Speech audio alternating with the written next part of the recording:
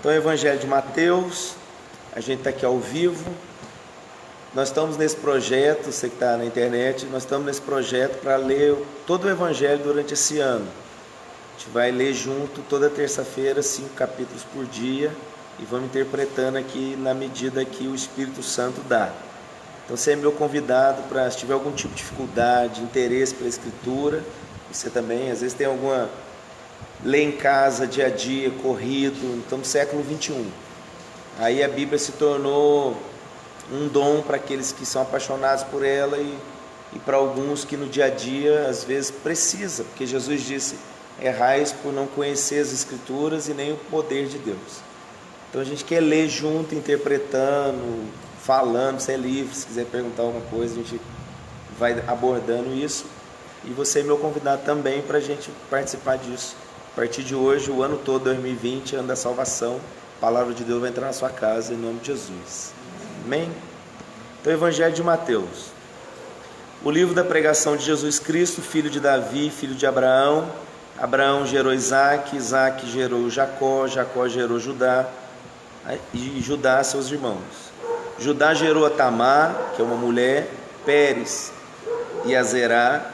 Pérez gerou Esrom, Esrom gerou Arão, Arão gerou Aminadab, Aminadab gerou Naasson, Naasson gerou Salmão, Salmão gerou Raabe, outra mulher que é a prostituta lá das muralhas de Jericó. Boaz, Boaz gerou Rute, que era uma moabita, lembra? Rute. Obed, Obed gerou Jessé, Jessé gerou o rei Davi, e o rei Davi gerou Salomão, da que foi mulher de Urias, a Betseba, é outra mulher que entra aí na genealogia de Jesus. Salomão gerou Roboão, Roboão gerou Abias, Abias gerou Asa, Asa gerou Josafá, Josafá gerou a Jorão, Jorão gerou Uzias, Uzias gerou Jotão, Jotão gerou Acais, Acais gerou Ezequias, Ezequias gerou Manassés, Manassés gerou Amon, Amon gerou a Josias, Josias gerou Jeconias e a seus irmãos na deportação para a Babilônia. E depois da deportação da Babilônia, Jeconias gerou a Saltiel, Saltiel gerou Zorobabel, Zorobabel gerou Abiúde, Abiúde gerou Eliaquim, Eliaquim gerou Azor, Azor gerou a Sadoc, Sadoc gerou Aquim, Aquim gerou Eliúde, Eliúde gerou Eleazar, Eleazar gerou Matã, Matã gerou Jacó, Jacó gerou José, marido de Maria, outra mulher, a quinta mulher na genealogia, da qual nasceu Jesus, que se chama o Cristo. De sorte que todas as gerações, desde Abraão até Davi, são 14 gerações, desde Davi a deportação para a Babilônia são 14 gerações, e desde a deportação da Babilônia até Cristo são mais 14 gerações. Então veja bem, umas coisas que as pessoas têm divergência na genealogia é o seguinte: a genealogia de Mateus, Mateus é o evangelho do reino, é o evangelho para um judeu, para o judeu convertido. Em Mateus, Jesus é o Messias do Antigo Testamento. Messias é ungido no hebraico, e Cristo é a mesma coisa, é ungido. Então, ungido, Cristo é ungido, Messias é ungido, é a mesma palavra. O evangelho de Mateus, então, é um evangelho onde ele quer provar Jesus como o Messias prometido do Antigo Testamento. Então é no evangelho de Mateus que você vai ver constantemente Jesus, isso se cumpriu para que isso aconteceu, para que se cumprisse a profecia, ele vai citar tal profecia. Então o evangelho de Mateus é o evangelho onde Jesus aborda a lei diretamente. Apenas nesse evangelho ele traz assim, no capítulo 5, a gente vai ver aqui hoje ainda, ele traz uma abordagem boa para a lei. As pessoas, então, têm às vezes uma dúvida a respeito da genealogia. No Oriente, é comum, às vezes, por exemplo, tem um rei no Antigo Testamento, se eu não me engano, esqueci o nome dele, ou é Josias, ou é outro do Antigo Testamento, eu falo na próxima aula. Ele omitiu seis gerações quando é uma linhagem real. Então vou te explicar. Nesse caso aqui, Mateus quer provar a linhagem real de Jesus. Para ele provar a linhagem real, ele está pegando apenas as pessoas mais conhecidas, para que ele possa mostrar que Jesus é o sucessor do trono de Davi. Então essa genealogia aqui de Mateus, ela começa em Abraão e vai até Jesus. Ela está abordando 2000 anos. 1000 anos é de Abraão até Davi. 400 anos ela está abordando de Davi até o exílio da Babilônia. Os últimos 600 anos é pós Babilônia até Maria. Não era muito comum entrar mulheres aqui. Eles estão fazendo essa como eu posso dizer, estão colocando, pontuando mesmo aqui para provar de onde Jesus veio. Essa é a função da genealogia. O que difere da genealogia de Lucas é que Lucas está abordando Jesus como filho do homem. Você lembra que Lucas era médico, então Lucas está preocupado com a biologia, ele está preocupado de onde veio Jesus. Então, se Mateus omitiu algum nome, foi para chegar logo aos nomes conhecidos, para poder provar que Jesus é descendente direto da linhagem de Davi. O Lucas vai entrar mais gente na genealogia, é o que as pessoas acham divergência entre elas, é o acontecimento aqui, ok? Então, o versículo 18 diz: ora, o nascimento de Cristo foi assim, que estando Maria sua mãe desposada de José, antes de se ajuntarem, achou ter concebido do Espírito Santo. Então Maria está num período de 1 ano, que ela já é, na nossa linguagem, ela já é casada com José, mas não dormiu com ele ainda. Ela já tinha que respeitar os trâmites do casamento. Ele poderia desfazer o casamento por causa dessa gravidez, era a intenção dele. Então José, seu marido, sendo justo, não queria infamar e intentou deixá-la secretamente. E pensando ele nisto, eis, em sonho lhe apareceu um anjo do Senhor, dizendo: José, filho de Davi, não temas receber Maria, sua mulher, porque o que nela está gerado é do Espírito Santo. Você vai ver no outro evangelho o Gabriel dizendo para ela: Maria, eu sou o anjo Gabriel, você foi agraciada, descerá sobre ti o poder do Altíssimo, ele vai envolver você, dentro de ti vai ser gerado alguém, o Emanuel, o Deus conosco. Ele é o cumprimento da palavra Hosana. Hosana significa desce do céu e vem aqui na minha realidade. Jesus é o Hosana de Deus. Ele abriu mão da sua glória e desceu dentro do ventre da Maria. Então ele não pode ser concebido por homem. Os 2 homens na terra que foram gerados assim é Adão e Jesus. Adão é o primeiro, Jesus é o último. Antigamente a gente falava que Jesus era o segundo Adão, mas não vai ter terceiro. Então ele é o último, que nasceu sem concepção sexual. Ele veio para cumprir o que Adão não cumpriu. Essa é a finalidade do nascimento de Jesus. Remi, o nome dele é a variação do Joshua, que a gente conhece. Eu preguei isso há poucos dias, você lembra? O nome dele vem dessa variação Joshua, que é Yahvé salva. Então ele é a salvação de Deus, ok? Então quando o marido descobriu isso, ele ficou pensando sobre isso, arrumando um jeito de separar dela secretamente, para ela também não ser apedrejada, vítima de uma gravidez fora do casamento. Pensando ele nisto, eis que em sonho lhe apareceu um anjo do Senhor, dizendo: José, filho de Davi, não temas receber Maria, tua mulher, porque o que nela está gerado é do Espírito Santo.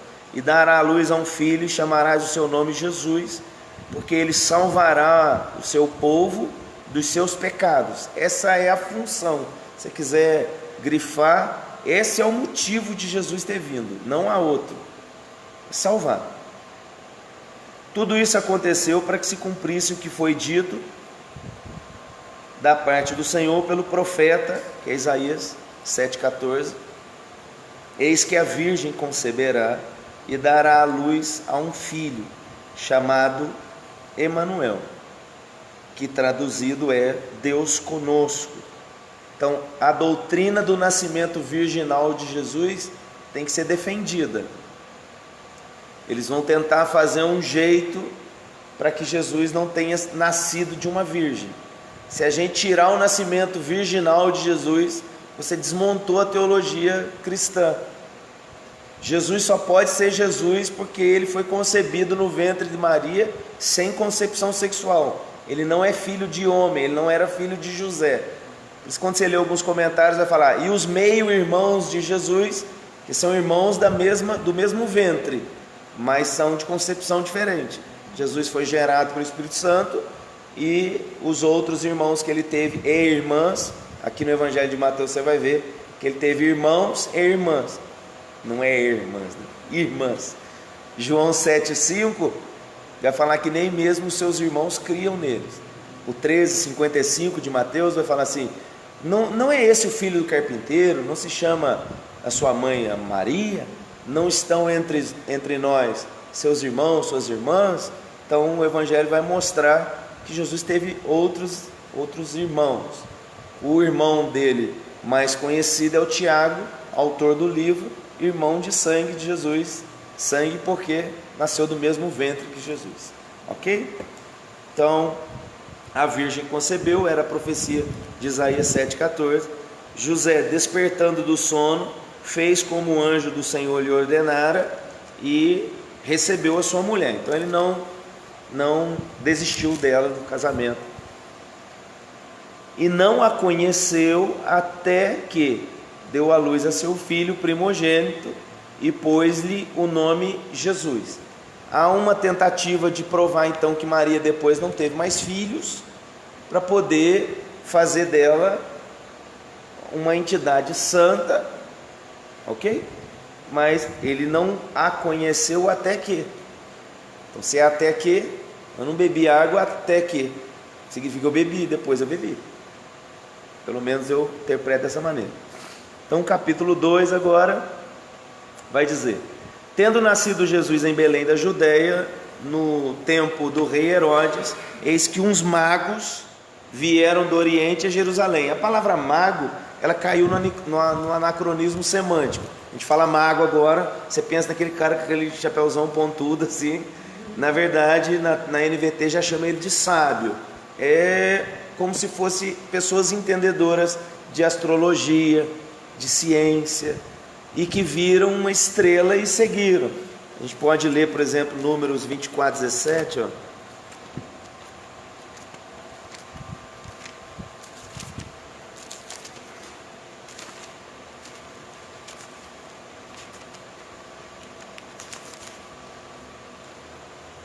Então você que está chegando aí agora, nós estamos lendo o Evangelho de Mateus. Toda terça-feira você vai ler comigo e a gente vai aprofundar nas escrituras aqui. Então, viaja com a gente. Números, então, 24:17 diz assim: vê-lo-ei, mas não agora, contemplá-lo-ei, mas não de perto. Uma estrela procederá de Jacó, e um cetro subirá de Israel, que ferirá os termos dos moabitas e destruirá todos os filhos de Sete. E Edom será uma possessão, e Seir seus inimigos também será uma possessão, pois Israel fará proezas e dominará um de Jacó e matará os que restam das cidades. Então, essa estrela seria o cetro, seria o iluminado. A princípio essa profecia se cumpriu em Davi, ele extermina os inimigos, mas Davi é precursor, Davi é um tipo de Cristo. No final, essa profecia se cumpre exatamente sobre Jesus. Davi foi um prelúdio daquilo que Jesus seria de maneira universal mais tarde. Os magos, então, entre aspas, seguiram a estrela. Eu tenho lá todo um material, mas ele é muito denso para mostrar qual estrela que seguiram. Ela estava dentro da constelação, eles vão falando lá de que porque ela surgiu. Enfim, os céus anunciaram o nascimento de Jesus. E esses caras, no versículo 2 vai dizer, dizendo: onde está aquele que é nascido rei dos judeus? Porque vimos a sua estrela no oriente e viemos adorar. Então, eles viram e vieram, a fé deles. Depois disso, a gente tem apenas conjecturas. Todas as conjecturas que foram feitas sobre esses três, aí já falaram três, porque são uns reis magos. As conjecturas aconteceram porque eles trouxeram ouro, incenso e mirra. São 3 presentes, as pessoas começaram a associar isso a 3 pessoas. Por exemplo, você pode ler o Salmo 72, 10, ó.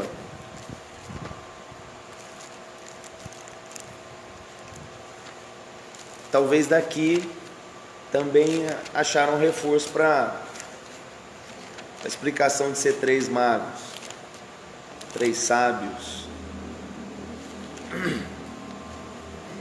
72, 10. Os reis de Társis, das ilhas, trarão presentes. Os reis de Sebá e Sebá oferecerão dons. E todos os reis se prostrarão perante ele. Todas as nações o servirão, porque ele livrará o necessitado quando clamar, como também o aflito, e ao que não tem quem o ajude. Compadecer-se-á do pobre, do aflito, e salvará as almas dos necessitados, libertará as suas almas do engano e da violência. Você vai lendo, você já vai vendo que é Jesus. O salmo é de Salomão, mas você percebe que ele não estava falando só dele, não é possível. Então ele estava no campo profético, né? Aqui ele cita alguns reis, você faz contas, eles vão chegando a esse número de 3 aí. Mas isso são conjecturas.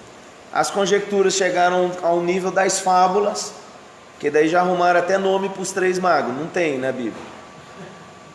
Eles foram confabulando e já virou lenda, já virou. Tem até nome aí, eu não sei o nome dos 3, você sabe? Um deles é Baltazar, Salazar e Baitazar. Aí, brincadeira. Então, eu não tenho esse conhecimento. Na igreja primitiva, tudo que foi falado naquele período, conjecturas, não tem, ok? O rei Herodes, ouvindo isso, perturbou-se e toda Jerusalém com ele, porque nasceu o rei, né, cara? Os caras estão vindo atrás. Herodes se vê ameaçado aqui. Congregados todos os principais sacerdotes e escribas do povo, perguntou-lhes: onde havia de nascer o Cristo? E eles lhe disseram: em Belém, de Judéia, porque assim está escrito pelo profeta: e tu, Belém, terra de Judá, de modo nenhum és menor entre as capitais de Judá, porque de ti sairá o guia que há de apacentar o meu povo Israel.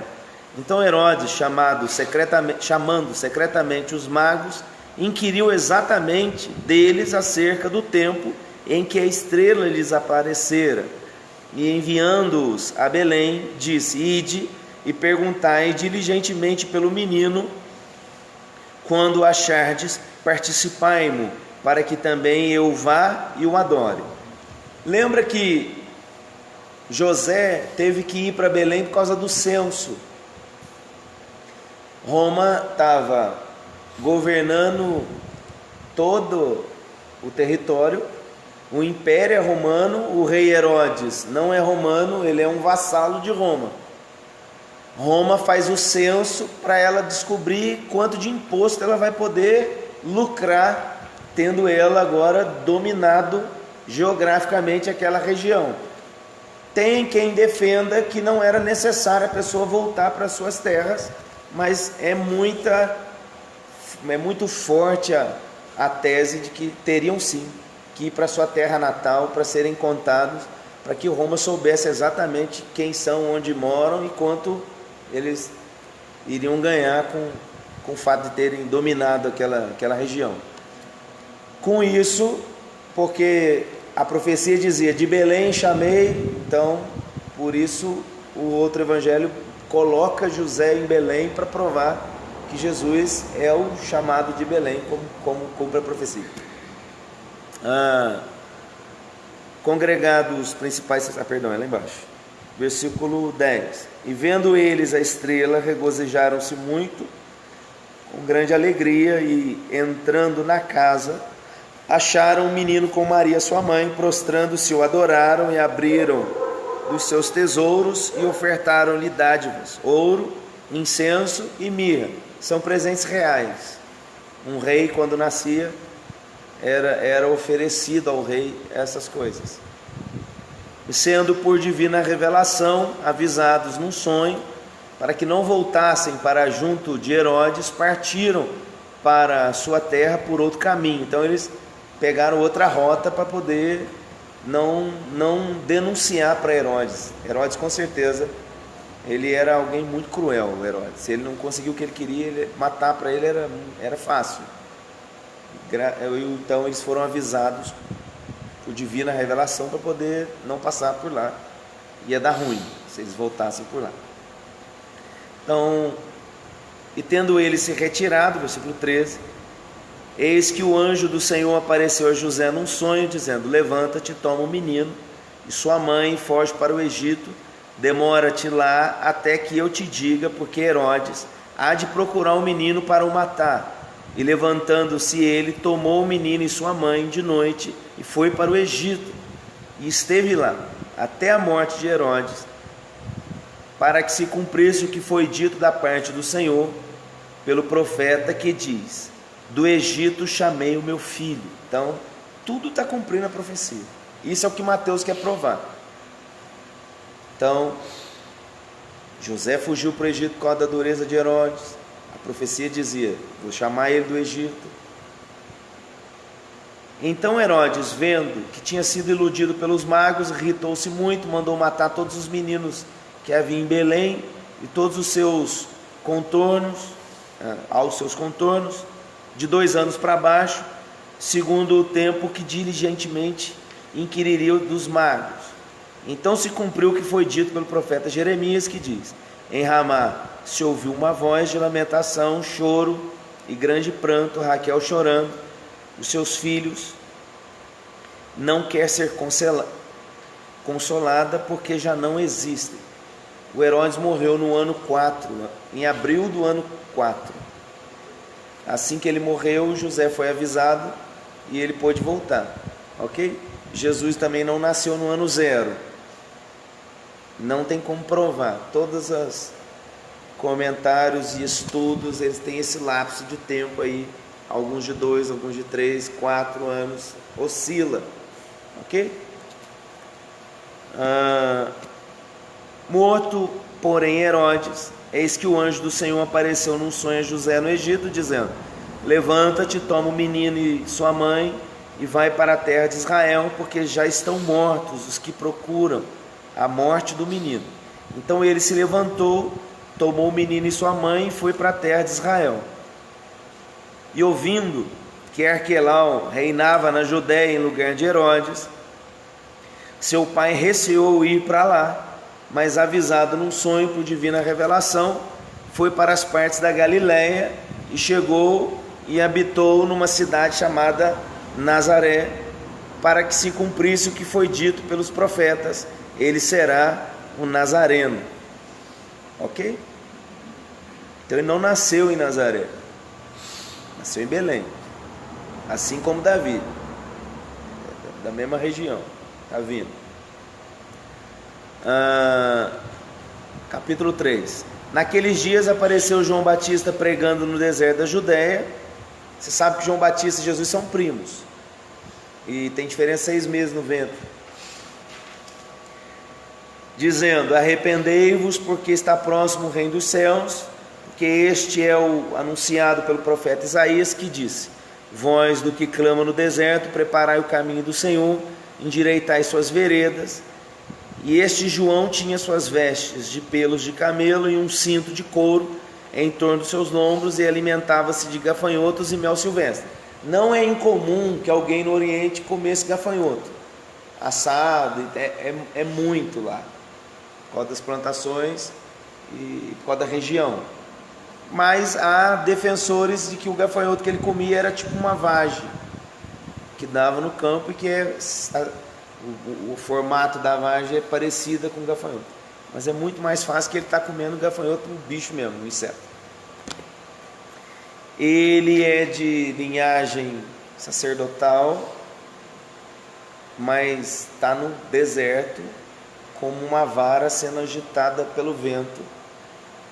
Todas as mentes sábias, as pessoas nobres, saíam do palácio para ir ver João Batista pregar lá no meio do deserto, no sol quente. A mensagem dele era muito forte. Ele estava pregando: preparai o caminho do Senhor. Esse era o chamado dele, preparar o caminho do Senhor.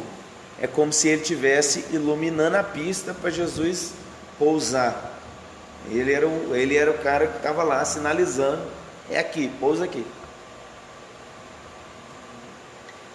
Então ia ter com ele toda a Judéia, toda a província adjacente no Jordão, e eram por eles batizados no rio Jordão, confessando os seus pecados.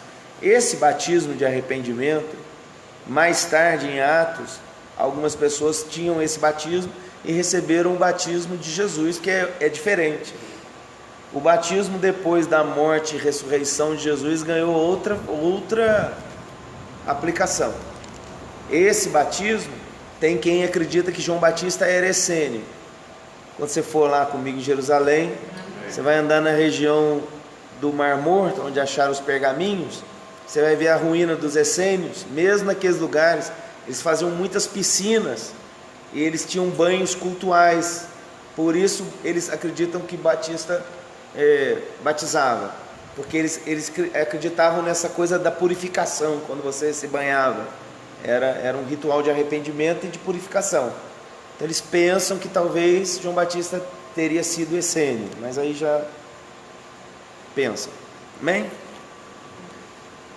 Ele agora vem dizendo: produzir, pois, frutos dignos de arrependimento. Versículo 8: não presumais de vós mesmos, dizendo: temos por pai Abraão, porque eu vos digo que mesmo dessas pedras Deus pode suscitar filhos a Abraão. E também agora está posto o machado à raiz das árvores, e toda árvore, pois, que não produz bom fruto é cortada e lançada no fogo. E eu, em verdade, vos batizo com água para o arrependimento, mas aquele que vem após mim é mais poderoso que eu, cujas sandálias não sou digno de levar. Ele vos batizará com o Espírito Santo, e com fogo. Em sua mão tem a pá, limpará a sua eira e recolherá no celeiro o seu trigo, e queimará a palha com fogo, que nunca mais se apagará. Então João Batista é o precursor disso. Ele está batizando porque para ele, o chamado dele era batizar até encontrar Jesus. No dia que Jesus se apresentou para ele, que no Evangelho de João vai dizer: eis o Cordeiro de Deus que tira o pecado do mundo. No dia que Jesus se apresentou para ele, não tinha mais por que ele continuar batizando. Aí era para ele passar a tocha para Jesus agora, e toda a honra e, como eu posso dizer, toda a influência que ele tinha, ele ia fazer o Messias ser reconhecido em Jerusalém. É fato que se João Batista entra com ele no dia que ele entrou com o jumentinho, como que eu posso dizer, o acesso seria muito diferente. Só que João Batista também esperava o Messias, que ia encerrar esse império aí romano. Então ele teve as suas dúvidas. Ele começou primeiro porque Jesus era primo dele. Amém ou não? Imagina que seu primo é o Messias. Tá, você crê, você é homem, mulher de Deus e tudo, mas você vai assim: meu primo, cara. Então deu esse movimento aí. Tanto que mais tarde ele preso, ele manda os discípulos interrogarem Jesus, se Jesus era Jesus mesmo. Aí Jesus manda avisar para ele: fala para ele que os cegos estão enxergando, está acontecendo. E ele entrou naquela guerra lá com a mulher de Herodes, que já não é o Herodes o primeiro, é o outro, já é filho, que ele morreu no ano 4. Ele entrou naquela peleja lá, como eu posso dizer, o papel dele era o Messias, mas ele era profeta, era impossível ele se calar diante daquilo, diante da mulher ter largado o irmão e casado com o outro. Ele ficava louco aquilo. Vamos embora. Então veio Jesus na Galiléia ter com João junto do Jordão, versículo 13, para ser batizado por ele. Mas João opunha-se dizendo: eu careço ser batizado por ti, e tu vens a mim. Por isso eles pensam que talvez ele fosse essênio, que ele olhava para Jesus e Jesus era santo demais. Para que você vai ser batizado? Na cabeça de João não tem finalidade. É claro que tem. Jesus, porém, respondendo, disse: deixa por agora, porque assim nos convém cumprir toda a justiça. Então ele o permitiu. E sendo Jesus batizado, subiu logo da água, e eis que se lhe abriram os céus, e viu o Espírito de Deus descendo como pomba, vindo sobre ele. E eis que uma voz do céu dizia: este é o meu Filho amado, em quem me comprazo. Então veja bem o que está acontecendo. A identidade de Jesus está sendo revelada aqui agora. Não há muita coisa sobre a adolescência de Jesus. Só há o texto dizendo que por volta dos 12 anos eles foram para Israel como de costume. Eles peregrinam por causa das festas, vão para Jerusalém. Ele se perdeu da mãe, lembra? Não está aqui, de Lucas conta isso melhor. Aí depois de 3 dias a mãe dele deu falta dele. 3 dias já indo embora de Jerusalém, ela: cadê Jesus? Não sei, você viu ou não vi? Ela começou a perguntar para todo mundo, demorou 3 dias ela perguntando. Aí ela encontrou ele no templo, falando, respondendo perguntas, e ela, como mãe: filha, a gente está te procurando, onde você estava? Ele: eu estou fazendo as coisas do meu pai. Então Jesus nasceu num ventre de mulher e foi descobrindo que é Jesus ao longo. As coisas que Deus combinou com ele na glória, na eternidade, elas agora estão sendo trazidas a ele à tona, dia após dia.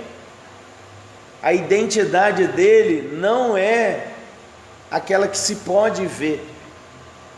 Eu preguei isso muitas vezes.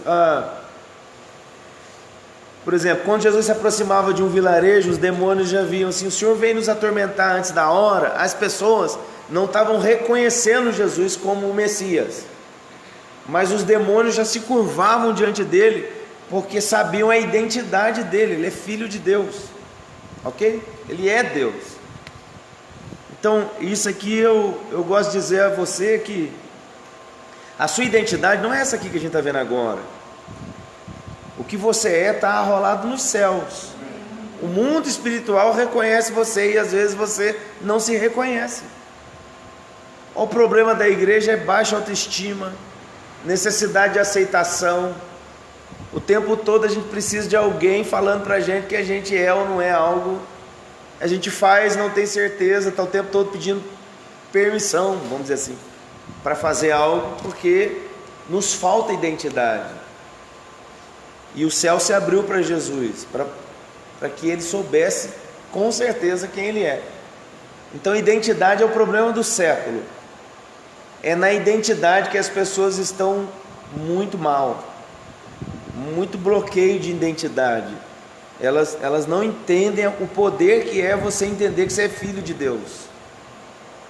Deus tem algo com você. Ele escreveu sobre você. Já está escrito. Já está bem claro para Deus quem você seria. E agora, à medida da fé, isso vai ficando claro cada vez mais. A gente vai ver Jesus na transfiguração mais tarde, no de Lucas. Você vai ver: e estavam com ele Moisés e Elias, e lhe falavam acerca da sua morte. Estão contando, conversando com ele como seria a morte, a crucificação, como seria aquilo tudo. Então até no final Jesus está recebendo os downloads lá de quem ele é, o que ele está fazendo aqui. Porque pensa você acordar um dia com 12 anos e que você começa a sentir que você é filho de Deus. Então até essa coisa de como é que eu posso dizer? De aceitar a identidade. Jesus viveu tudo que uma pessoa vive. Tudo mesmo.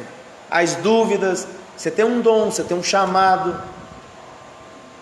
E ele ficava assim, tipo, que hora que eu vou usar isso?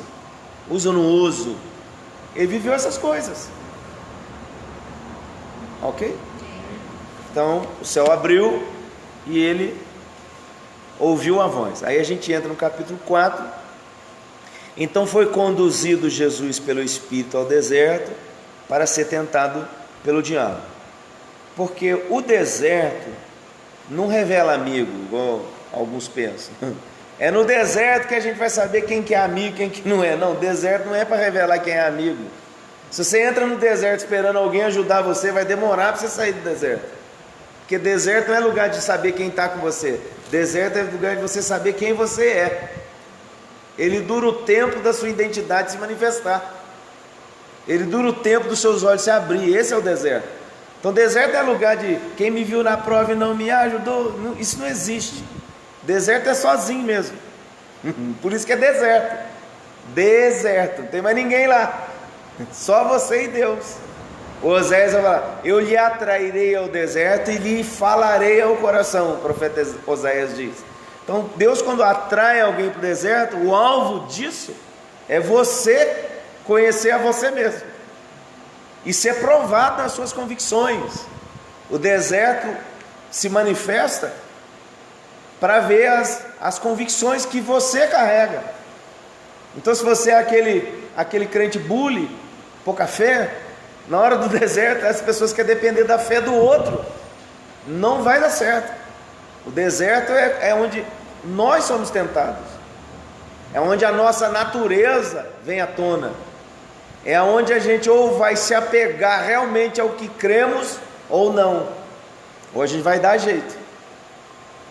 Então, até mesmo Jesus foi levado ao deserto. Agora, ele foi conduzido pelo Espírito Santo. Não foi o diabo que levou ele para o deserto. Não é o diabo que leva você para o deserto, ele não tem esse poder. Quem permite o deserto na vida de alguém é Deus. Ok?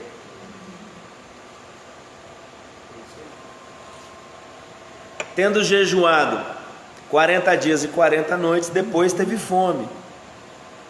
Chegando-se a ele, o tentador disse: se tu és o Filho de Deus, manda que essas pedras se tornem pães. Jesus vai ser tentado em impulsos. Tentação ele vai ser tentado no físico, ele vai ser tentado no orgulho, e ele vai ser tentado no desejo de poder, de posse, de reconhecimento. Toda pessoa é tentada nisso. Toda pessoa é tentada no físico, aí vai de pecados de ordem sexuais, de vício, físico, é sua carne gritando, aquilo que você é apegado. Por isso a Bíblia vai dizer que cada um é tentado e seduzido por sua própria concupiscência. Concupiscência é a tendência pecaminosa que cada um tem, que cada um foi gerado num ventre, cada um viu a vida de um ponto de vista, cada um experimentou, tocou empiricamente, você foi tocando e conhecendo a vida do seu jeito. Então tem pecado que tenta você e não me tenta, porque é sua concupiscência, minha concupiscência, e o diabo tenta na sua concupiscência, não na minha. Não tem graça. Então Jesus é tentado no físico, no orgulho. No orgulho, quando a pessoa tem dificuldade de entender a sua identidade, é uma pessoa que facilmente se sente humilhada. Toda pessoa que tem um bloqueio na identidade, qualquer coisa que acontece, a leitura que a pessoa faz é de que ela está sendo humilhada, mas ela não está. É porque a identidade não está clara. Se você entender quem você é em Deus, ninguém pode rejeitar você, ninguém te criou. Só quem criou você pode te rejeitar. Deus criou você, a imagem e semelhança dele. O único que pode rejeitar você é ele. Nenhuma outra criatura tem poder sobre você, só Deus. Então quando você entende isso, nunca mais você vai se sentir humilhado por alguém. Ah, mas eu posso ser humilhado? É lógico que pode. Eu estou dizendo quando essa coisa da humilhação é muito presente. Olha para isso tentando entender a questão da identidade. Quem eu sou, cara, em Deus? Aí essa coisa da humilhação, da autoimagem, ela começa a mudar. Você já não liga mais. Aí você perde a vergonha de pregar o evangelho, faz live aqui com um tantão de gente, porque você não tem reputação. Eu sei quem eu sou em Deus. Aí é soberbo. Não é soberbo, é identidade, ué. Pronto. Ok? Então Jesus vai ser tentado nessas coisas.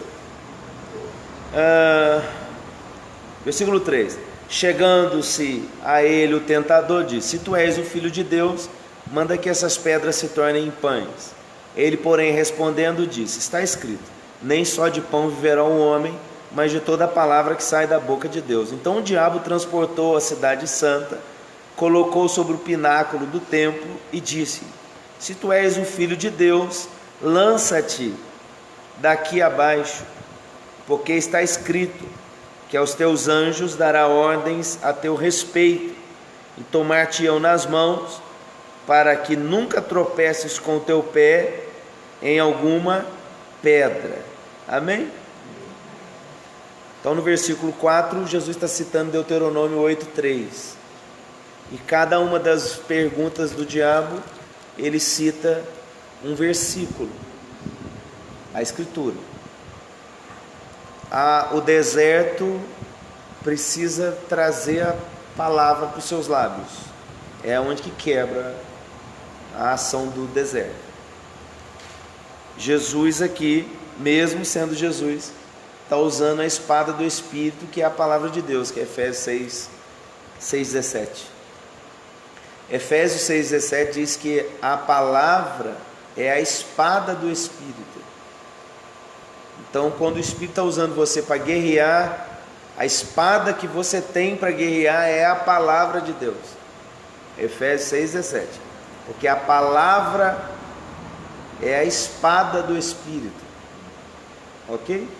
Então, se eu vou guerrear, se eu vou enfrentar alguma coisa, se eu estou em algum nível de pressão, é pela palavra que eu guerreio, que ela é a espada do Espírito. Efésios 6:17. Ok? Quando fala que transportou, o diabo levou Jesus a um nível mesmo de visão. O pináculo do templo é a parte mais alta do muro, de um local público, cheio de gente. Pula daqui quando você cair lá embaixo. Os anjos segurar você, já é. Todo mundo vai saber que você é o Messias. Então a tentação está bem próximo daquilo que Jesus tinha que ser, tá vendo? Ele é o Messias ou não é? Pula daqui e você vai chegar logo aonde você quer. Então o diabo tem atalhos, e Jesus é o caminho. Essa que é a... Então quer viver mesmo o reino, precisa saber que o diabo está oferecendo atalho até hoje, e Jesus é o caminho. Só que Jesus prega: largo e espaçoso é o caminho que leva para a perdição, e estreito é o caminho que vai para a salvação. Lembra que eu preguei? Você está lá cheio de bagagem, cheio de posse, como é que passa uma portinha apertada? Tem que soltar de algumas coisas para acessar o homem. Versículo 7: disse-lhe Jesus: também está escrito, não tentarás o Senhor teu Deus. É Deuteronômio 6,16. Novamente o transportou o diabo a um monte muito alto, mostrou-lhe todos os reinos do mundo e a glória deles, e disse-lhe: tudo isso te darei, se prostrado me adorares. Então disse Jesus: vai-te, Satanás, porque está escrito, ao Senhor teu Deus adorarás, e só a Ele servirás. Então o diabo o deixa, e eis que chegaram os anjos e o serviram. Essa comida aqui é sobrenatural, como a gente ouviu domingo. É a mesma comida que Elias comeu, é a mesma comida que comeram na transfiguração, na multiplicação do pães e peixe. É a mesma comida que os discípulos já desviados estão comendo com Jesus na praia, naquele dia que não pescaram nada. É sobrenatural. Elias, com essa comida, correu 40 dias. Jesus foi fortalecido aqui pelos anjos, porque decidiu viver o que Deus tinha para ele. Quando você viver o que Deus tem para você, você vai ser servido por anjos. A gente não ora a anjo. Deus dá ordem aos seus anjos. Então, você faz o que Deus quer e Deus dá ordem aos anjos. Esse é o caminho. Ok? Então o diabo está aqui tentando Jesus para que ele pegasse atalho. Se você é filho de Deus, transforma essas pedras em pães. Aí, olha, pão é pão, pedra é pedra, a fome que eu estou é grande, você é o diabo, mas eu tenho certeza, eu sou filho de Deus, isso aí não muda. Não preciso fazer nada para te provar que eu sou filho. Porque a prova, quando vem sobre nós, o deserto, a gente começa a sentir que Deus deixou a gente. Sensação que você tem é que você está sozinho. E é real. Só que se você entrar na balela do diabo, você entra no caminho da dúvida, a dúvida anula a fé. Então é aquela canção lá de canto, quando tudo diz que não, sua voz me encoraja a prosseguir. Então nesse dia Deus não fala. Deserto, você se apega ao que Deus já falou. Não vai falar nada novo no deserto. Mas ele está dizendo em Oséias que ele vai me atrair e vai me falar ao coração. Ele não vai te explicar nada novo. Ele só vai botar evidência no que ele já tinha te dito. No deserto você vai entrar para dentro de você mesmo. E vai tomar posse das coisas que Deus disse a seu respeito.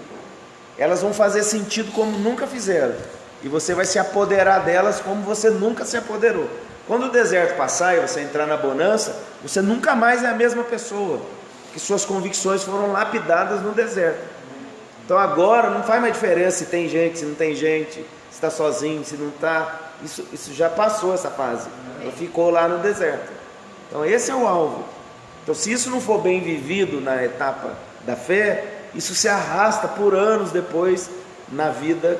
A pessoa já está na igreja há muito tempo e ainda não completou esse ciclo, constantemente é tentado, é oprimido por um sentimento que estou sozinho, não estou sendo honrado, coisa desse tipo.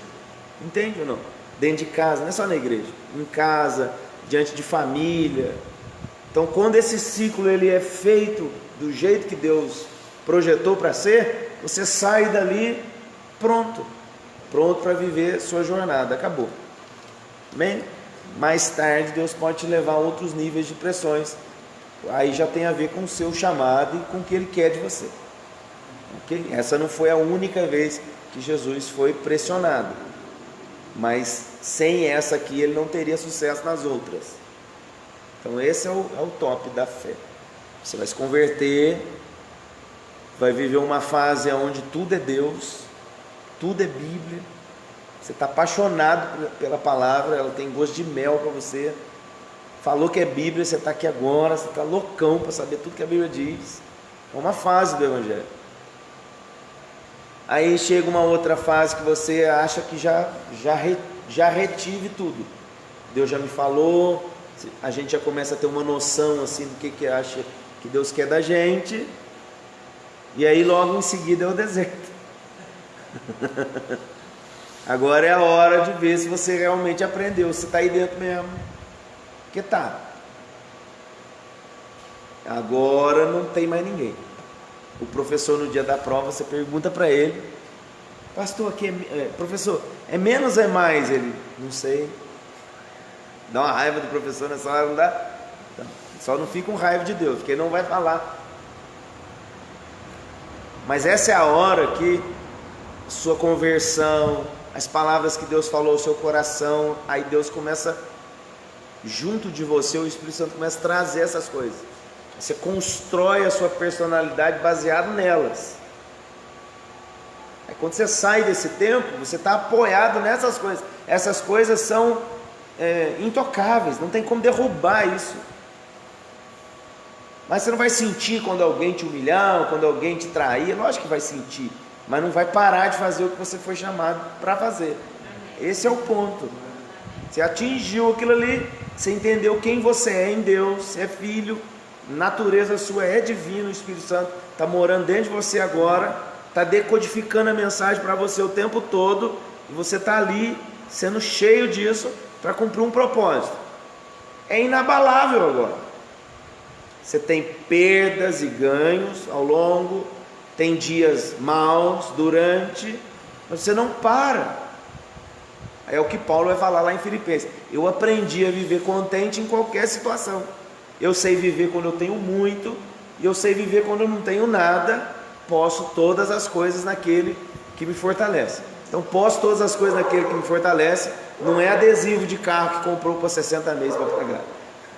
Não é a televisão, eu vou dividir o meu cartão em 18 vezes. Posso todas as coisas naquele que me fortalece. Não, posso todas as coisas naquele que me fortalece. Eu sei viver muito bem em Deus. Se eu tenho tudo que Ele me dá, Ele está fazendo, está fluindo, e eu continuo a mesma pessoa se o céu está fechado, porque Deus não mudou. Pedra é pedra, pão é pão, diabo é diabo. Eu sou filho de Deus, amém. Quando entra nesse estágio, você startou outra fase da vida. Agora você vai ser agente de salvação. Que as pessoas estão bugadas nisso na fase da vida delas, e você entra lá, eles vão chamar você de insensível. É o que eu ouço. Pastor, parece que não tem sentimento. A gente está falando para ele que está doendo. Eu falo, está doendo. Você já foi dar ponta em algum lugar e o cara ficou com dó de você? Ai, acho que eu vou furar. Ele ficou? Ué, não tem como. Então, enfim, vamos lá. Versículo 12, então. Jesus, porém, ouvindo que João estava preso, voltou para Galiléia, deixando Nazaré, foi habitar em Cafarnaum, cidade marítima dos confins de Zebulon e Naftali. Então, deixando Nazaré, o Mateus não conta como ele deixou. O outro evangelho conta. Você lembra que ele entrou na sinagoga, deram para ele o livro do profeta Isaías para ler, ele abriu no capítulo 61 e leu: o Espírito do Senhor Jeová está sobre mim, ele me ungiu para pregar boas novas aos quebrantados de coração, põe em liberdade os oprimidos pelo diabo. Quando ele acabou de ler, ele olhou para as pessoas e disse assim: hoje se cumpriu essa palavra, e eu sou essa pessoa que o Isaías está falando. Aí os caras pegou em pau e em pedra para apedrejar ele, e foram aquela turba atrás dele, até que ele saindo de Nazaré. Na saída de Nazaré tem um abismo, é muito alto. Nazaré é uma cidade de montanha, tem um lado de Nazaré que é um abismo. Ele foi para esse abismo, aí ele sumiu. Tem gente que acredita que ele voou desse lugar, tem gente que acredita que Jesus tinha aquele poder da mística lá do X-Men. Sério, é o único jeito de eu te explicar isso. Que estava a multidão, ia matar ele, de repente ninguém achava ele. É como se o rosto dele, ele saia andando de boa, ninguém via ele. Então eles não sabem se ele voou do penhasco, se ele deu uma mudada na feição, mas não tem como explicar como ele sumiu ali. Ele estava cercado pelas pessoas. Essa não foi a única vez. Isso acontece várias vezes depois. Em Jerusalém eles tentaram prender ele, não conseguiram. Esse é o ponto. Quando ele sai de Nazaré, ele sai sozinho, fugido, porque o povão lá começou a pegar em pedra quando ele revelou a identidade dele. Então é normal, então, acho que o dia hoje é de falar de identidade. Então é normal quando você começar a revelar a sua identidade, as pessoas começam a querer bater em você. Você está pensando que você é quem, velho? Eu sou filho de Deus, velho. Ok? Não tenha medo, você é filho de Deus. Você foi chamado para expulsar demônio, para curar enfermo, para entrar no lugar onde tem opressão pelo diabo. Você é luz naquele lugar. Você não precisa de luz, você é a luz. A luz está em você já. Amém? Então você age no reino, você entendeu sua identidade. Então ele, ouvindo que o João Batista está preso, ele vai embora para Galiléia. Aqui o evangelho é o de Mateus, então por isso que ele está dizendo: para que se cumprisse o que foi dito pelo profeta Isaías, 9:12, 9:1-2 de Isaías. A terra de Zebulon, isso aqui é o versículo de Isaías, capítulo 9, 1 e 2. A terra de Zebulon e a terra de Naftali, junto ao caminho do mar, além do Jordão, a Galiléia das nações, o povo que estava assentado em trevas viu uma grande luz. Viu? Viu o Números agora, o 24:17? Eles veriam uma grande luz, o cetro ia se manifestar. É agora.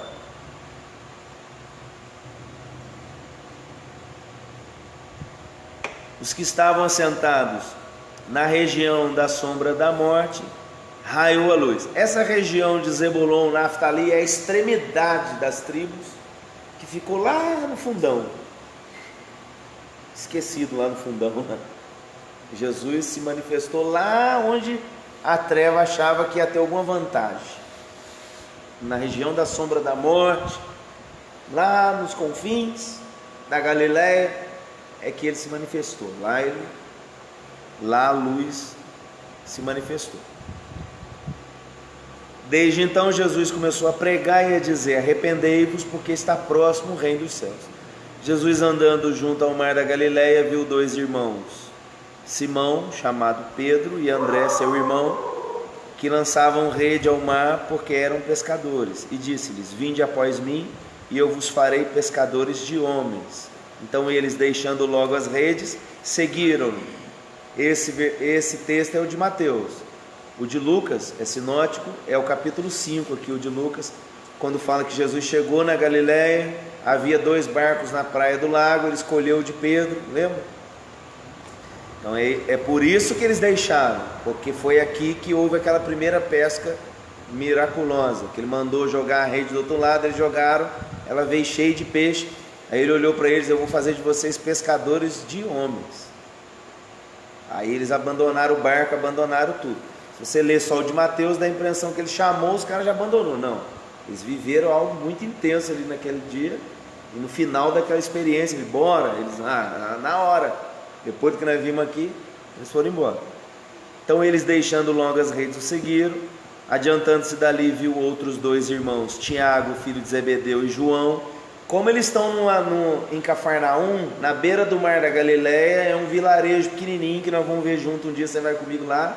Amém. Toda vez eu vou falar isso, que é profetizar mesmo. Você vai crer em nome de Jesus, nós vamos pisar junto lá, te mostrar, e vamos estar lá. É um vilarejo pequenininho, então todo mundo ali é parente. Os 12 de Jesus, a maioria tudo é primo, parente, chegado, cresceu junto, amamentou pela mesma mãe, é tudo chegadão. Os mais de fora um pouquinho é o Judas, o Mateus e tal. O resto é tudo dali de pertinho. Adiantando-se dali, viu outro dos 2 irmãos, Tiago. São pelo menos 4 Tiago. Tem o Tiago aqui, ó. Tiago, filho de Zebedeu, e João, seu irmão, num barco. Esses 2 eles são chamados de filhos do trovão. Zebedeu consertando as redes. Chamou e os deixou imediatamente o barco do seu pai, e seguiram. Depois a gente tem o Tiago, filho de Alfeu, esse de Zebedeu, o Tiago, pai de Judas, e o Tiago, irmão de Jesus. Então são 4, pelo menos. Percorria Jesus toda a Galileia, ensinando nas suas sinagogas. Sinagogas são pequenas igrejas, você entender, como se fossem congregações. Nela tem cópias do Antigo Testamento, pergaminho. Eles têm um lugar, as pessoas ficam sentadas, e ali eles discorrem acerca das Escrituras. Então Jesus percorria todas as congregações judaicas, já anunciando o Evangelho do Reino, ok? Jesus não era cristão. Cristão é a religião que se formou em volta dele. Jesus pregava o Evangelho do Reino, ok? E Jesus ele nasceu judeu, de concepção, mas ele estava fazendo uma releitura da lei, está levando isso para outro nível. Então ele nem é judeu, nem é cristão, está num outro negócio, ok? Eu sei que fala assim, deixa um pouco meio bugado, mas vai assim mesmo. E aí ele percorria a Galiléia, ensinando nas suas sinagogas, pregando o Evangelho do Reino. Era o que ele fazia.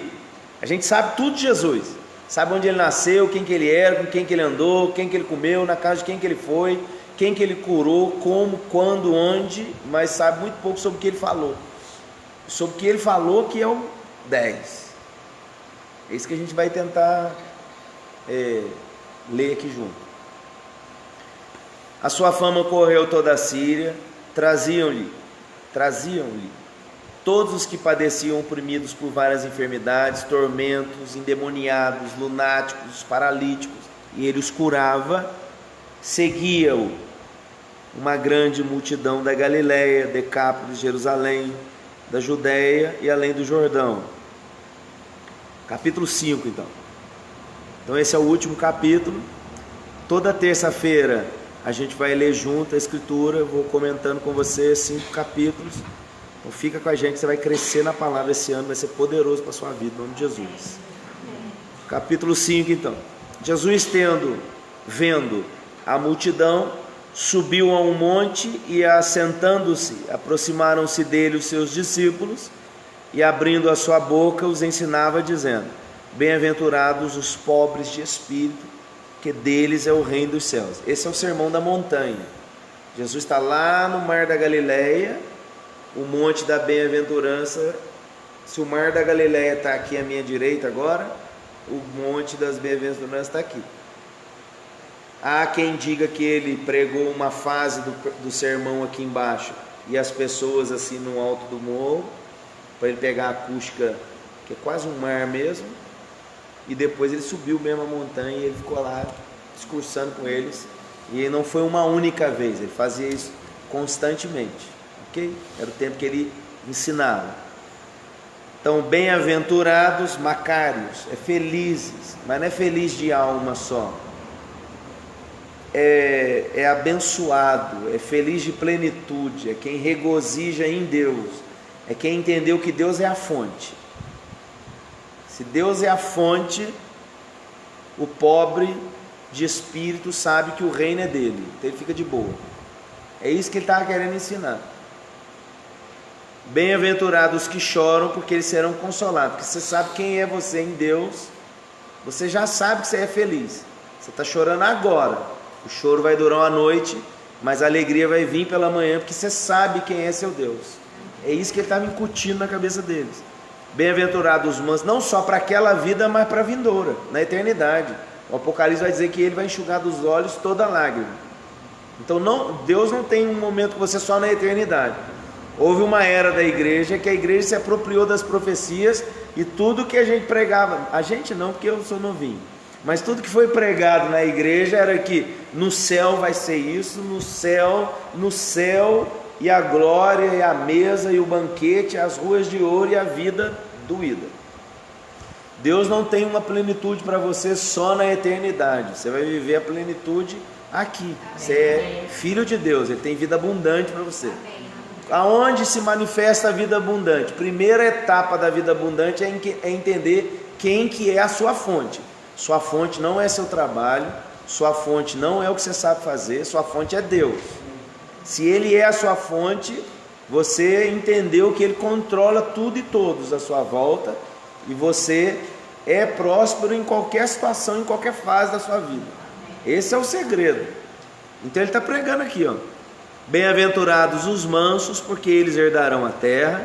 Então você não precisa fazer guerra para conquistar nada, não guerra carne. Bem-aventurados os que têm fome e sede de justiça, porque serão fartos. Porque você sabe quem é seu Deus. Deus vai honrar. Bem-aventurados os misericordiosos, porque eles alcançarão misericórdia. Que você não vai só fazer pelo outro, Deus vai fazer por você. Diz que a Bíblia manda chorar com os que choram. Domingo eu tive uma experiência dessa. Tá no louvor, e Deus falou isso no meu coração muito forte.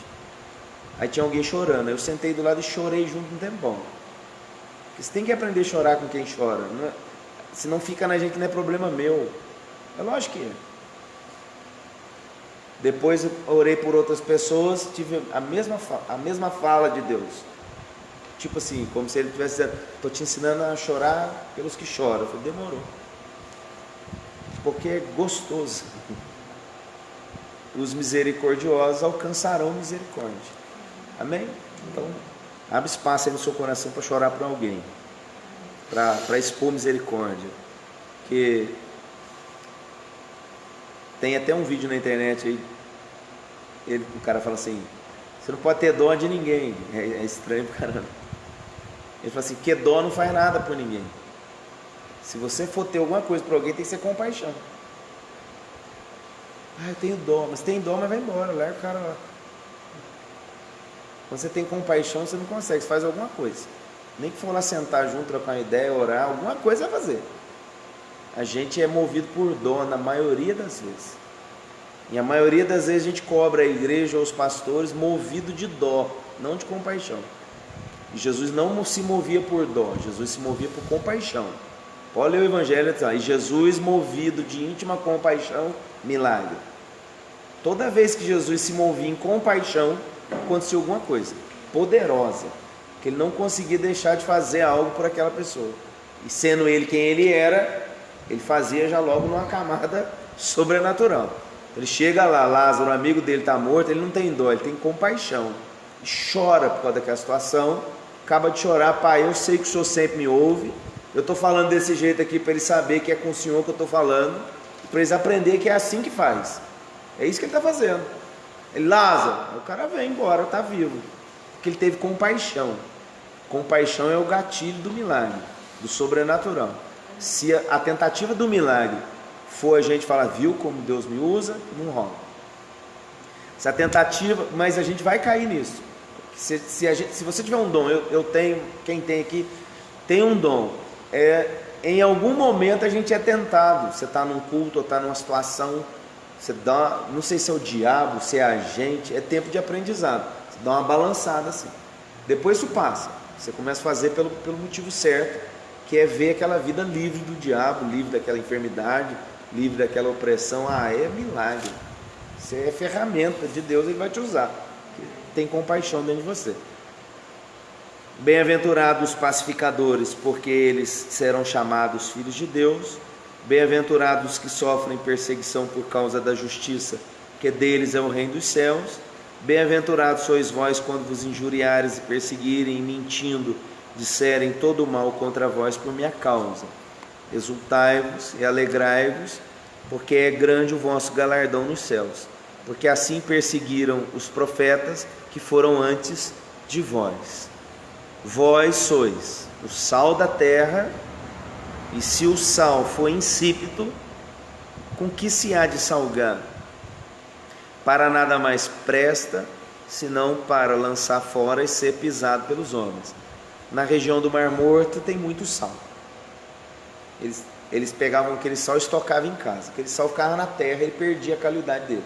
Ele perdeu, ele valia menos que esterco. Eles colocavam ele na rua, o esterco valia mais que ele, porque esterco ainda produzia alguma coisa. Aquele sal perdeu a capacidade de ser sal, ele era esparramado na rua para fazer terraplanagem, para os outros não sujar o pé de barro. Então Jesus falou assim: você tem uma finalidade extraordinária, que é ser sal. Sal provoca sede nas pessoas, onde você estiver, elas vão querer saciar a sede delas, e você vai derramar a água que flui do seu interior, elas vão ser salvas. O sal impede que as coisas apodreçam. Nesse tempo não tinha geladeira, a carne era estocada com sal, muitas coisas eram estocadas com sal. O sal impede a putrefação. Então você é sal, que você está na terra para causar sede nas pessoas pelo reino. Você vai apresentar Jesus, aquele que sacia a sede, ele é a fonte. Você vai dar para as pessoas da fonte que você bebe. Então, se você bebe de qualquer outra coisa, por isso que não consegue falar de Jesus. Por isso que hoje, já na primeira aula, tem que definir quem é a sua fonte. Minha fonte é Jesus.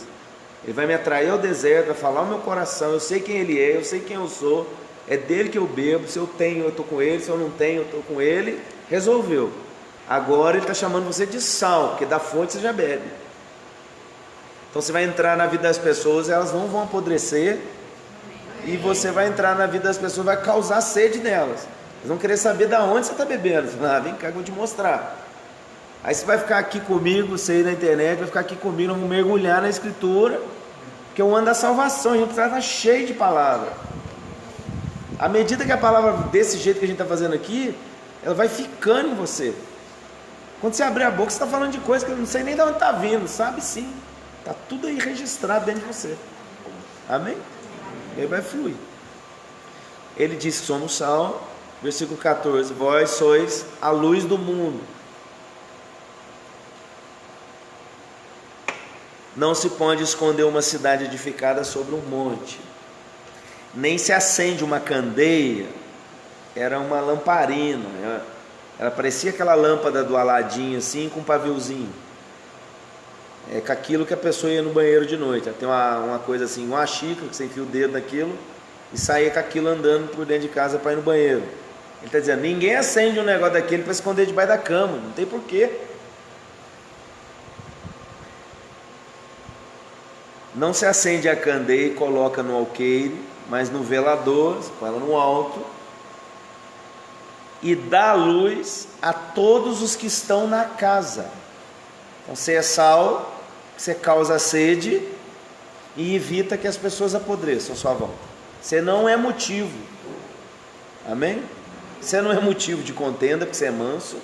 Você não é motivo de guerra, porque você sabe que você é pacificador. Ele deu uma lista de coisas que você é. Você não faz guerra contra carne e sangue, porque o manso é herda da terra. E você é sal. Então, primeiro, você não vai ser o pivô daquele problema. Não pode, você é cristão. Você foi salvo, você tem fonte. Segundo, você vai causar neles sede, eles vão conhecer o Evangelho. Agora ele está falando que você é luz. Ele não acendeu você para você se omitir. Ele não fez isso com você para você se esconder. Você trabalhar num lugar e ninguém saber que você é crente, fica ali quietinho. Alguém está do seu lado com a situação e a gente não ora. Hoje eu vi uma moça saindo do supermercado chorando, cara. Eu cumprimentei assim, ela... Nossa, você fica assim, tipo... Saí com o carro, meu filho estava comigo assim... Eu me xingo. Eu falei, idiota, né, cara? Por que não para? Não vai orar que a pessoa está chorando, cara? Porque você não pode se omitir, você é luz, cara. Ele não acendeu você e vai colocar você debaixo de uma cama, não tem porquê. E não existe pouca luz e muita luz. A gente fez uma visita uma vez, eu e minha esposa, acho que minha mãe estava na casa da mulher, deu curto, lá estava uma escuridão danada, lembra? Na casa daquela irmã? Uma escuridão desgraçada. A casa dela, a família dela anterior, fez muitos pactos de sacrifício, até pedaço de osso humano acharam, no meio das bananeiras. Ela estava vendo demônio, aquela coisa toda. Aí eu fui lá para orar. Cheguei lá, tinha tido um curto na casa, uma escuridão, um lugar oprimido, cara. Aí eu peguei o celular assim e fui para um canto da casa que você não via. Você afastava 1 metro da pessoa, você não via o outro assim, ó. Aí eu peguei o celular, pus num lugar assim e só cliquei na tela, não é lanterna não. Só da tela abrir, dá daquele clarão assim, ó. Porque não tem pouca luz e muita luz. Igual agora, se a gente ligar a tela do celular aqui agora, não arruma nada. Mas acende a tela do celular que nós vamos desligar o alarme ali e já ajuda. Então você é luz. Não está dizendo que você não precisa ser aquele canhão de holofote lá que chama o Batman. Se você for a luzinha de celular, você já vai dissipar a treva. Não tem poder de ser muita luz. Você é luz, luz é luz, independente se é muita, você é luz, e pode ser a luz mais fraca, porque ele está falando de uma candeia, de uma lamparinazinha. Ele não disse que você era uma bola de fogo, você era um sol reluzente, você é uma candeiazinha, mas essa luzinha de celular assim, tem como a escuridão tampar essa luz assim? Não tem jeito, assim como não tem como a treva prevalecer sobre você, você é luz, cara. Você sozinho, parado, não tem como os demônios tampar você, nem entrar para dentro de você, você é luz agora. Então você não pode se omitir a isso. Irmão, estou sentindo uma opressão, vou ligar para alguém para orar. Não, é você, irmão. Você tem fonte, tem identidade, você é filho de Deus, a luz está em você, você é essa luz agora. Aí já é. Então vamos terminar, ele vai. Assim resplandeça a vossa luz diante dos homens, para que eles vejam as vossas boas obras e glorifiquem o vosso Pai que está nos céus. Eu descobri essa coisa da luz aqui quando ia namorar minha esposa em Volta Redonda ainda, e eu estava lendo isso aqui, esse texto, e li o 1 João também, que fala sobre luz. Quando eu acabei de ler aonde a luz não há trevas, eu tinha Não lembro se eu tinha 1 ano já que eu tinha aceitado Jesus, ou meses, talvez minha esposa lembre, mas eu acho que meses, no máximo 1 ano. Lendo a Bíblia assim, quase meia-noite, elas tudo dormindo, elas tinham muito problema às vezes de saúde, dor de cabeça, não sei o que e tal. Então eu lendo assim, você é luz. Depois fui ler outras coisas, você é luz, onde a luz não tem treva. Eu levantei assim na casa assim, saí andando, orando dentro da casa. Falei, ó, eu sou luz aqui dentro dessa casa. E a Bíblia está dizendo que aonde há luz não há treva. Aí eu fui orando assim em todos os cômodos, abri a porta da cozinha, falei, a partir de hoje eu sou luz aqui dentro.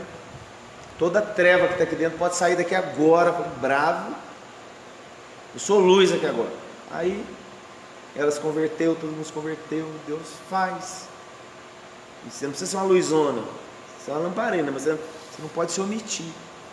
Não tenha medo não. Não cuideis que eu vim destruir a lei, que era o pensamento deles. Agora Jesus vai entrar numa fase aqui legal. Ou os profetas. Não vim destruir, eu vim cumprir. Mas eu vim cumprir de um jeito que vocês não fazem. Ok? Porque em verdade vos digo que até que o céu e a terra passem, nenhum jota ou tio jamais passará da lei, sem que tudo seja cumprido. Qualquer, pois, que violar um desses mandamentos, por menor que seja, e assim ensinar os homens, será chamado menor no reino dos céus. Então, quer ir para o reino e ocupar um lugar de destaque, tem que ensinar a Bíblia como um todo. Então, é legal você pregar uns cultos e fala do amor de Deus e tal. O pessoal ama você quando você faz isso. Mas quando você começa a falar assim, isso está errado, aí as pessoas já não amam muito não. Mas eu quero ter um lugar de honra no reino, então eu vou pregar o que tem que pregar, não tem como. Veja bem. Porque vos digo, se a vossa justiça não exceder a dos escribas e fariseus, de modo nenhum entrarei no reino dos céus. Ele está dizendo para os fariseus, judeus da sua época, assim, eu não vim destruir a lei, eu vim cumprir. Por que ele está falando isso? Porque os fariseus, eles têm a porta da ciência, que você leu, Robson? Está distraído. Eles têm a chave da ciência, que você leu? Os fariseus, no outro evangelho, diz que eles têm a chave da ciência. Que eles tinham conhecimento, não tinha uma Bíblia para cada um nos dias deles. Então a Bíblia que tinha eram os pergaminhos, eles estavam na sinagoga. O fariseu eles vêm desde os Hasidins. A gente entrou no Novo Testamento, eu não fiz aquele pano de fundo lá que faz todo ano. Você tem os 400 anos de silêncio, que é período intertestamentário. A última profecia, Malaquias, ele vai dizer, naqueles dias, o Espírito que vai se manifestar é o Espírito de Elias. Ele vai converter o coração dos pais aos filhos, dos filhos aos seus pais, para que eu não venha e fira a terra com maldição. Essa foi a última profecia. Aí a gente entra no Evangelho, 400 anos depois, com a profecia se cumprindo de Malaquias. O Espírito de Elias se manifestou em João Batista, para ele fazer converter o coração dos pais aos seus filhos, para que houvesse arrependimento e Deus não ferisse mais a terra com maldição, como era o fim da terra, seria a aniquilação total. Mas, após esse período durante esse período de intertestamentário, não tem palavra inspirada nesse período. Tem uma guerra que chama de Macabeus, dos filhos de Judas, lá, o Judas Macabeu, o cara era sacerdote, eles queriam que ele sacrificasse um animal imundo, ele não quis, ele matou o representante de Roma, fugiu para as montanhas, ele e os filhos, e aí começou uma revolta em Israel. Eles conseguiram expurgar aquela coisa, ainda não é romano, está começando, Alexandre está caindo, e está se dividindo em 4 estágios o império lá do Alexandre. Mas aí nas outras aulas era assim, hoje não é assim. Nesse período surgem uns caras que chamam Hasidins. Esses Hasidins defendiam a escritura. Se precisasse matar para defender o que estava escrito, Hasidim fazia isso. Aí depois se tornou meio que partido político, porque um filho desse Judas, uns iam para esse lado Seleucidas, que eram os caras que não cria nem anjo, nem ressurreição, nem essas coisas, e os outros caras que iam para esse lado inclinado, assim, mais radical dos Hasidins, se tornaram os fariseus, que eram pessoas que eram muito apegadas à escritura. Jesus está dizendo aqui que ele não veio destruir a lei, eu vim cumprir, porque vocês se tornaram portadores do conhecimento, mas eles estavam invertendo as coisas. Eles falam assim, ó, aquilo que eu deveria dar, Jesus vai brigar com eles com isso, vai dizer, eles pegavam o dízimo deles e dizimavam, beleza. Aí quando o pai e a mãe deles tinham uma dificuldade, a Bíblia manda honrar pai e mãe, eles falavam assim, eu não posso honrar meu pai e minha mãe, porque o que eu ia honrar eles, eu vou ofertar a Deus, eu vou sacrificar no altar de Deus. Aí eles falam, vocês quebram a escritura, porque vocês estão cumprindo coisas que são vocês que criaram. Porque toda vez que a palavra não é praticada, ela gera essa religiosidade aqui que ele está confrontando. Então nos dias de hoje, se eu me encher da escritura e não praticar, eu gero neofarisaísmo, é um novo tipo de fariseu, que eu começo a me comportar como quem tem chave da ciência, mas eu não deixo os outros entrar e também não entro. Então Jesus veio e falou assim, vocês estão deixando toda a questão da palavra inadequada, eu vim aqui para cumprir. Então Jesus cumpriu toda a lei sem pecar nela. É impossível um homem cumprir toda a lei, toda ela. Jesus cumpriu todo, morreu e ressuscitou e nos livrou da maldição da lei, porque a lei tinha a única finalidade, mostrar que você está errado o tempo todo. Você deixava de cumprir algo, errou. Sem lei não haveria pecado, Paulo vai falar em Romanos. A lei é a lupa de Deus para olhar para você. Pela lei você sabe o quanto você peca, mas a lei não transforma. Por isso Paulo fala em Romanos que a lei estava enferma, que ela não tinha capacidade de transformação. Por isso que você precisa conhecer a verdade. A verdade não é o que está escrito, a verdade é uma pessoa, é Jesus. Você não aprende uma pessoa. Você aprende uma pessoa? Você conhece uma pessoa. Você conhecereis a verdade. Não tem como você aprender a verdade. Você conhece a verdade. Você se relaciona com ela, porque ela é uma pessoa. Jesus. Beleza? Então é isso que Jesus veio quebrar aqui. Ouviste o que foi dito aos antigos, não matarás, é a lei, ok? Essa dentro dos 10 mandamentos. Mas qualquer que matar será réu de juízo. Esse não matarás às vezes é mal interpretado, ele deveria ser não assassinarás, porque alguém no emprego da lei, e se o recurso for a morte, ele não está quebrando esse mandamento, beleza? Agora quando eu mato por motivo fútil, é isso que a Bíblia está dizendo, não assassinarás. Está lá numa legítima defesa de verdade, porque o cara pulou dentro do quintal, eu peguei o 38 e meti bala nele. Isso não é legítima defesa. Cuidado, tá bom? Dá uns tiros para cima, deixa ele embora, melhor. Tô brincando. Amém? Então não assassinarás.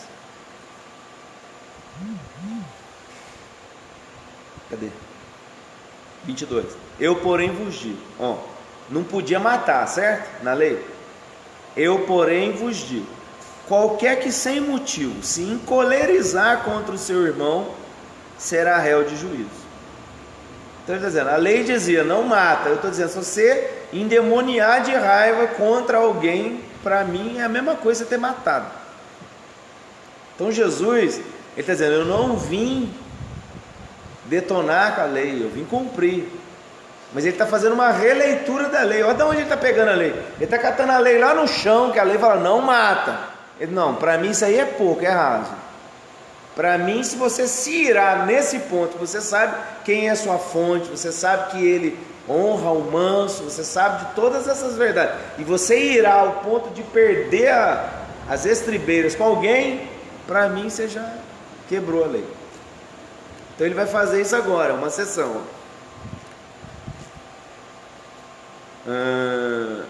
Qualquer que disser a seu irmão raca no hebraico é uma expressão de desprezo, é quase se chamar o cara de cabeça oca, de idiota, esse cara é uma ameba, assim, será réu de sinédrio, ele não é de morte, mas já seria averiguada a sua conduta para Jesus. Portanto, se trouxeres a sua oferta ao altar, e aí te lembrares que teu irmão tem alguma coisa contra ti, deixa ali diante do altar a tua oferta e vai reconciliar-te primeiro com teu irmão, e depois vem e apresenta a tua oferta. Reconcilia-te depressa com o teu adversário enquanto estás no caminho com ele, para que não aconteça que o adversário te entregue ao juiz, e o juiz te entregue ao oficial e te lancem na prisão. Aqui já está entrando já quase num campo espiritual. Você que está carregando essa peleja no seu coração o tempo todo, ele, cuidado para o acusador não entregar você para Deus e você ficar preso com isso. É só ler assim que fica mais fácil, não fica? Então é você que tem alguma coisa contra, perdoa logo uma vez, resolve isso. Vai lá dar um abraço, dar um beijo, te amo em Cristo Jesus. Você tem fonte. Mas eu me magoou, bebe da fonte, lava essas má água que ficou dentro do seu coração e vaza. Maior vingança que você pode dar é o perdão, que a única coisa que a pessoa tinha contra você era isso. Se você perdoou ela, vai ter o que contra você? Você está noutra fonte. Quando você perdoou, você tirou o trunfo que ela tinha. A única coisa que a pessoa tinha contra você, que ela podia se beneficiar, que você ia ficar preso. Mas você foi lá e perdoou, acabou. O que ela tem contra você agora? Então a maior vingança que você pode dar é perdão. É isso que Jesus está ensinando. Ele, perdoa. Perdoa quem te pede logo. O cara te pediu, dá. Você quer andar uma milha, anda duas. Libera seu coração, porque você está bebendo de outra fonte. Amém ou não? Nós estamos em outra fonte. Senão a gente vai ficar loucão, não pode.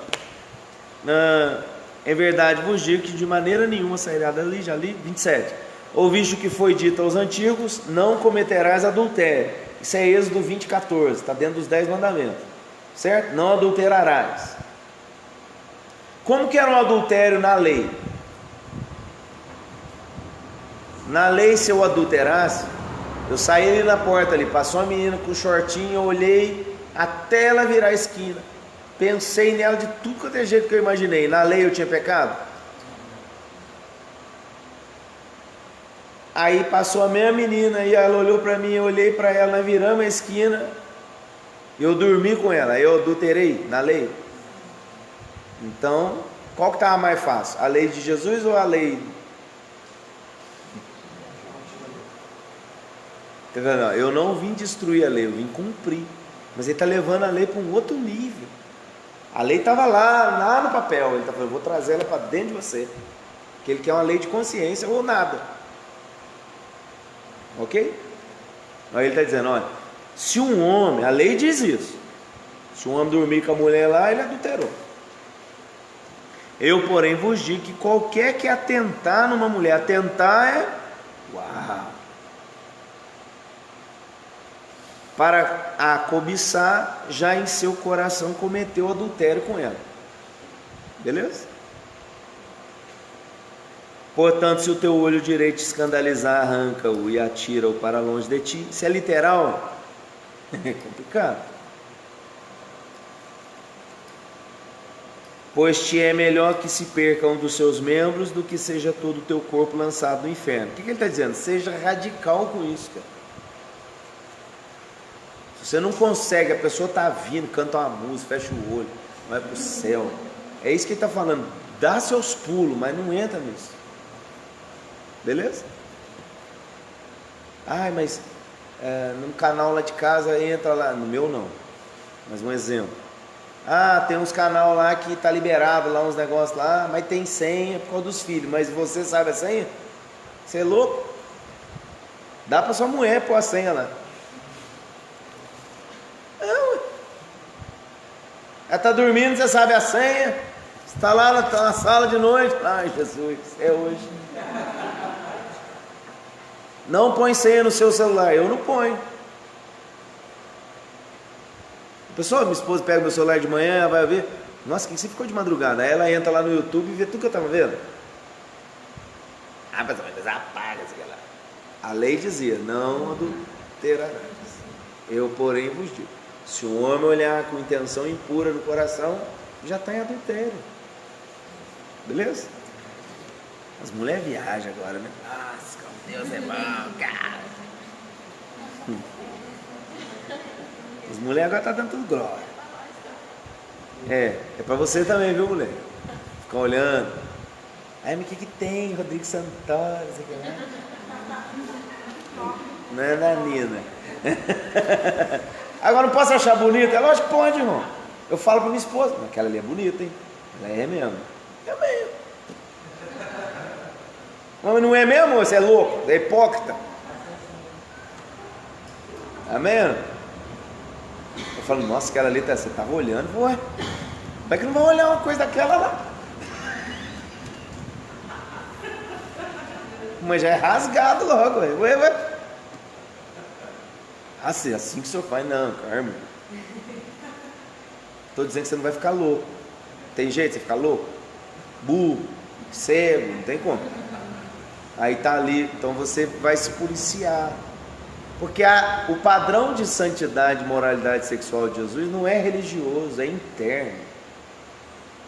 A gente vai beber tanto da fonte, que aí você vai começar a olhar para as meninas, elas são minha irmã. Aí quando você começar a ter aquele sentimento paterno, show de bola. Atingiu o que Jesus queria. Beleza? Vamos embora desse ponto que é polêmico.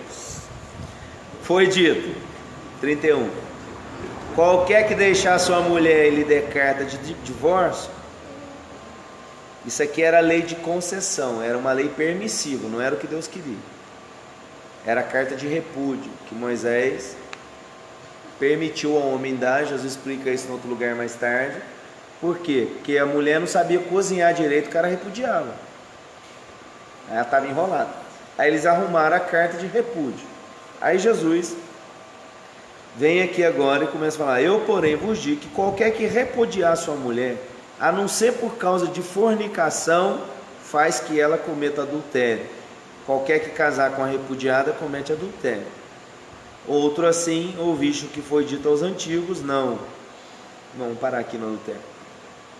Essa coisa do adultério, ela ficou dentro do campo que se alguém traiu alguém, aí então pode se divorciar. Segundo Jesus, que ele diz, a não ser por causa de pecados nessa área sexual, traição ou dentro desse campo. Então a gente pode abordar para esse lado, é legítimo, mas pode entender que bebe da fonte, que perdão é em todas as camadas. Beleza? Mas não consigo. Não, perdoar você tem que conseguir. Continuar junto, você pode não conseguir. Perdoar, não tem como não perdoar. Beleza? Amém. Agora, não se trata apenas de questões de ordem de traição sexual e tal. O marido é violento, está matando aquela mulher de pancada todo dia. E ela não é obrigada a ficar com aquele cara, ela vai morrer. Beleza? Então, aí caso, vida que segue. Outro sim, ouviste o que foi dito aos antigos, não perjurarás, mas cumprirás o seu juramento ao Senhor. É você falar uma coisa e não fazer. Beleza? É aquele de Eclesiastes 5 lá. Se você fizer um voto ao Senhor, não quebra não. Faz o que você falou lá. Ou se você der uma palavra a alguém. Eu, porém, vos digo, de maneira nenhuma jureis, nem pelo céu, porque é o trono de Deus, nem pela terra, porque é o escabelo de seus pés, nem por Jerusalém, porque é a cidade do grande rei. Então não precisa jurar, ok? O seu sim precisa ser sim, e o seu não precisa ser suficiente para saber que a pessoa sabe que você não vai nem voltar atrás e nem está omitindo nada. Nem jurarás pela tua cabeça, porque não pode tornar um cabelo branco ou preto. Seja, porém, o vosso falar sim, sim, e não, não. O que passa disso é procedente do mal. Tem gente que tem esse hábito de jurar. Larga a mão desse hábito de jurar e começa a praticar o sim, sim. Também, porque o seu sim é que não tem força o suficiente, então você precisa jurar. E o seu não tem força suficiente por causa da maneira que você viveu. Então hoje, para você convencer alguém, você, eu juro, cara, porque o seu não é uma bosta. E o seu sim também não vale nada. Então pratica a verdade de um jeito tão verdadeiro que você fala assim, não, eu não fiz, cara. Tá bom. Você não precisa nem jurar, beleza. É isso que ele quer. Não, tá, tem.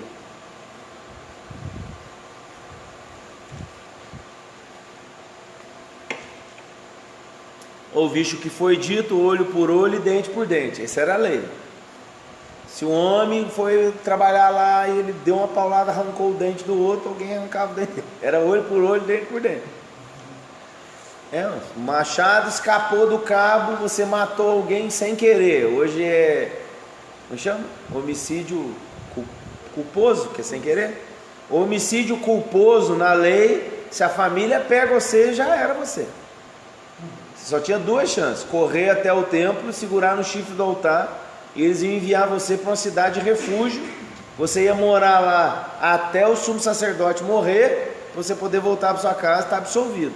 Mas se a família te pega, porque a lei dizia olho por olho, dente por dente. Então Jesus está dizendo, a lei diz olho por olho, dente por dente. Eu, porém, vos digo que não resistais ao mal, mas se qualquer te bater na face direita, oferece-lhe também a outra. Aí tem gente que já até arrepia, mas isso aí mostra que a nossa carne está loucona ainda dentro de nós. Se a gente está bebendo da fonte mesmo, vai chegar nesse nível aí, em nome de Jesus. Não vai pagar o mal com o mal. Amém? Oferece também a outra. Ao que quiser pleitear contigo, tira-te a túnica, larga-lhe também a capa. Então os caras estão querendo de você a camiseta, dá logo tudo, velho. É o que Jesus quer. E se qualquer te obrigar a caminhar 1 milha, vai com ele 2. Dá para quem te pedir, e não te desvie daquele que quiser tomar emprestado de ti. Você já viu? Quando você olha assim, vem fulano, você vaza dele. Jesus está falando assim, não foge desse cara. Amém? Pensa ele falando isso para o judeu, tá arranjando até dente. Ouviste o que foi dito, amarás o teu próximo e odiarás o teu inimigo. Eu, porém, vos digo, amai os vossos inimigos e bendizei os que vos maldizem. Fazei bem aos que vos odeiam e orai pelos que vos maltratam e vos perseguem, para que sejais filhos do vosso Pai que está no céu. Então, você é filho, isso tem que se manifestar, é o que ele está dizendo. Porque faz que o sol se levante sobre os maus e bons, e a chuva desça sobre justos e injustos. Pois, se amardes os que vos amam, que galardão você tem? Que recompensa você tem se você é um doce com quem é um doce com você? É isso que ele está dizendo. Que grande vantagem que você arrumou.